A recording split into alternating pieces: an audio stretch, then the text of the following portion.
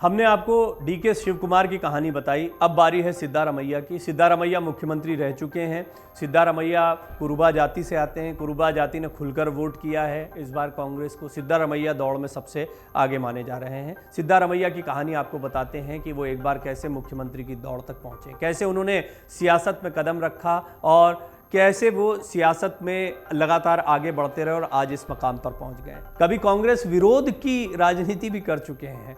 तो सिद्धारमैया के बारे में ये जानना बहुत दिलचस्प है, इसलिए छोटा सा एक फैक्ट है कि कांग्रेस का विरोध भी करते रहे सिद्धारमैया, और कब था वो दौर, कैसा था और कैसे सिद्धारमैया फिर कांग्रेस के इतने बड़े नेता बने, मुख्यमंत्री बने हैं, एक बार फिर मुख्यमंत्री की दौड़ में है। ये सारी चीज़ें मैं आपको बताता हूँ। कर्नाटक विधानसभा चुनाव में कांग्रेस ने जबरदस्त जीत हासिल की है। 224 विधानसभा सीटों वाले कर्नाटक में पार्टी को 135 पर जीत मिली। 2018 में 104 सीटें जीतने वाली भाजपा महज 66 सीटों तक सिमट कर रह गई। जेडीएस के खाते में 19 सीटें गईं, उसका भी प्रदर्शन कमजोर रहा। जो अपेक्षित था 25 से 30 सीटों वाला मामला, वो देखने को नहीं मिला। फिर भी 19 सीटें आई हैं जेडीएस की। खैर, अब कांग्रेस की पूर्ण बहुमत की सरकार है। मुख्यमंत्री को लेकर जोर आजमाइश है। शिव कुमार के सिद्धारमैया दो बड़े दावेदार हैं। सिद्धारमैया दौड़ में आगे बताए जा रहे हैं। खुद भी कहते सुनाई दे रहे हैं कि ज़्यादातर विधायक चाहते हैं कि मुझे मुख्यमंत्री बनाया जाए, लेकिन दूसरे हैं प्रदेश के अध्यक्ष डीके शिव कुमार, और शिव कुमार की अपनी लोकप्रियता है। उनके समर्थक चाह रहे हैं कि वो मुख्यमंत्री बने। सिद्धारमैया के बचपन की से शुरुआत करते हैं, जरा उनके विषय में भी आप कुछ जान लीजिए। कांग्रेस के दिग्गज नेताओं में शुमार सिद्धारमैया का जन्म देश की आज़ादी से ठीक पहले 3 अगस्त 1947 को मैसूर में हुआ था। ब्रिटिश का राज हुआ करता था उस समय पर। सिद्धारमैया के पिता सिद्धार में गौड़ा मैसूर जिले के टी नरसीपुरा के पास वरुणा होबली में खेती करते थे।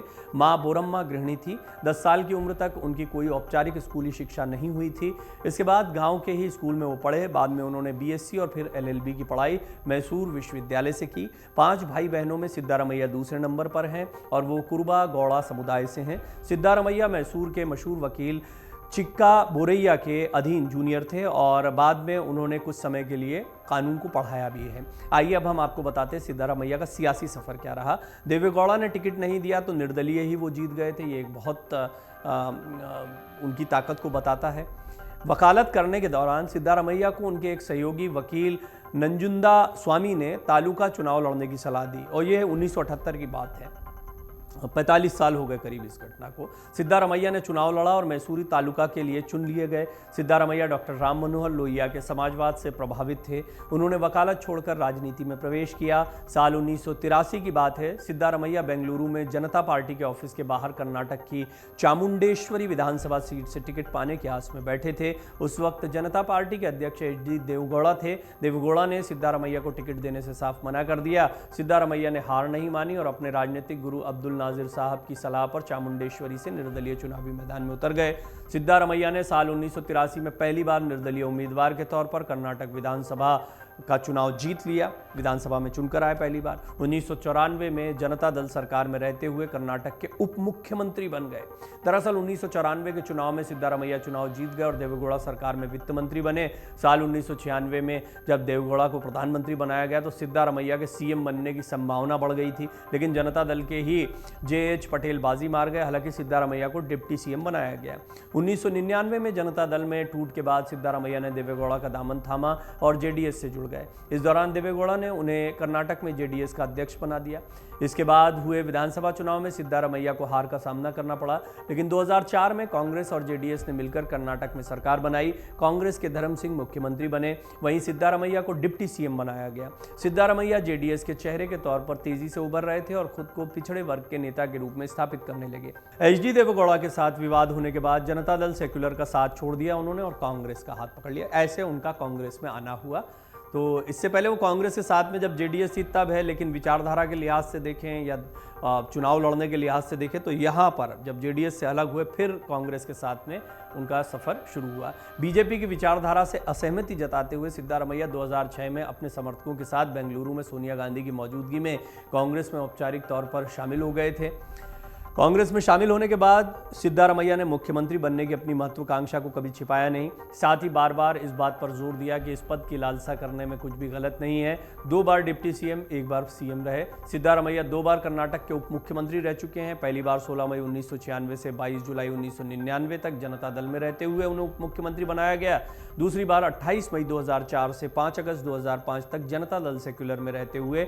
इसके बाद 2013 में जब पूर्ण बहुमत के साथ कांग्रेस की सरकार बनी तो सिद्धारमैया को मुख्यमंत्री बनाया गया था।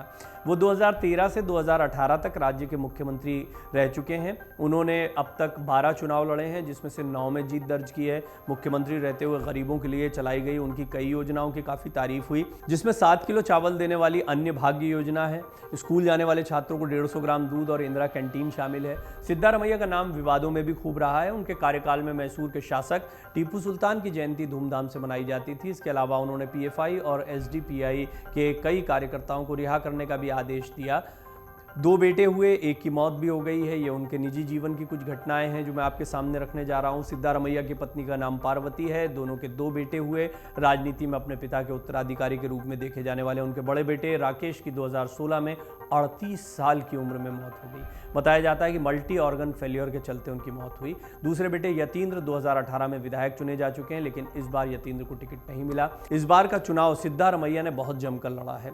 शिव कुमार और सिद्धारमैया दोनों ही शुरुआत से ही दौड़ में माने जा रहे थे। सिद्धारमैया का एक बड़ा सम्मान है, मंच पर भी उनको काफ़ी सम्मान दिया जाता है। शिव कुमार की राजनीति बहुत गहरी है।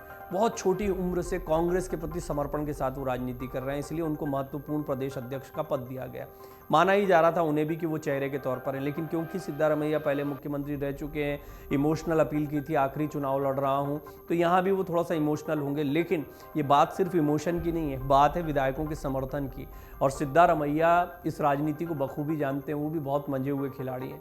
अब कांग्रेस को इनमें सामंजस्य बैठाना है। कांग्रेस जानती है कि दोनों ही उनके लिए महत्वपूर्ण है, लेकिन राजस्थान का उदाहरण मैं बार बार रख रहा हूं कि उसको भी हम देख रहे हैं कि कांग्रेस के साथ में कितनी दिक्कत आ जाती है और फिर कुर्सी की लड़ाई में पार्टी कमज़ोर हो जाती है। यहाँ पर कर्नाटक में जो सफलता मिली है, इस सफलता को लोकसभा चुनाव तक बनाए रखना ये कांग्रेस के लिए बड़ी चुनौती है। लिहाजा देखना होगा कि क्या ये जो फॉर्मूला खुलकर सामने आ रहा है कि सिद्धारमैया मुख्यमंत्री हों, डीके शिव कुमार उप मुख्यमंत्री और साथ में कुछ मजबूत पोर्टफोलियो हैं, इसके लिए मान जाते हैं, या प्रदेश अध्यक्ष वो बने रहें, एक पद वाला जो फॉर्मूला है वो उन पर लागू ना हो, तो शिव कुमार भी खुश रहें, सिद्धारमैया को भी इस एक तरीके से सम्मान दे दिया जाए। तो सिद्धारमैया का करियर ये बताता है कि वो कितने शक्तिशाली रहे। आप भी सोच रहे होंगे कि शिव कुमार का नाम बड़ा सुना, लेकिन ये सिद्धारमैया की राजनीति को समझिए, कितनी गहरी उनकी पकड़ है अपने वोट बैंक में और कैसे विधायकों का समर्थन उनके साथ में, क्योंकि बहुत सालों से तमाम राजनीतिक दलों की राजनीति वो कर रहे हैं। मन से उजाला कर चले, मन से उजाला कर चले, एक अमर उजाला कर चले।